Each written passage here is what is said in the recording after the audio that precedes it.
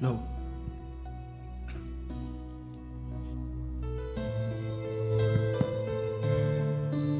lâu tùy mây bâng bê cái hình hồi miệt phết cả lâu mong riêng thế cái này nghe lúc nó ra là cả hay nào kia gió bay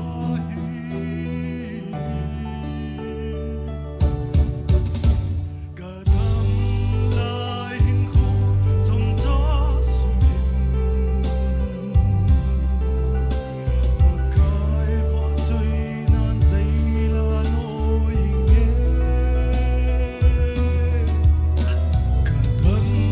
lại hình khô trong gió sum hiền Bagai vội nan giấy là nỗi nghe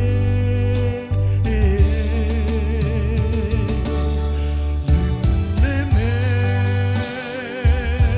gần đây lại xem nằm mơ trôi đi nghe cao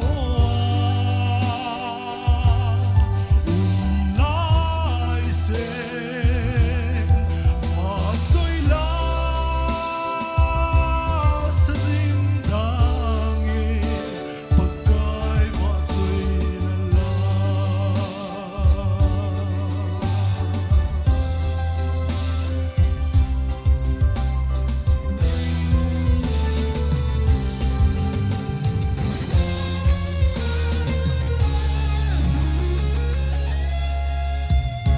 Hồ trong ta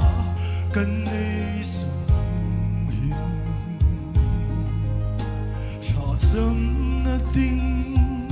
hiện nó tâm rung lên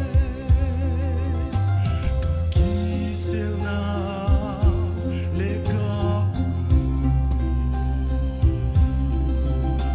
bagai này đã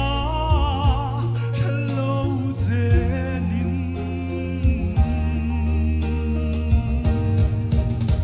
cả đêm lại hình khô trong gió sum hiền bagai vỏ chơi nan giấy là nỗi nghe cả đêm lại hình khô trong gió sum hiền bagai vỏ chơi nan giấy là nỗi nghe rừng lân hà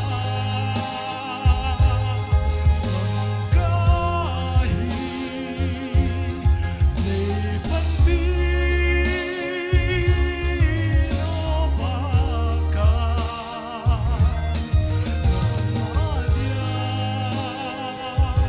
hình ca này lâu dịu dàng lên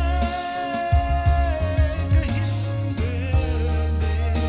tình xuống cầm ta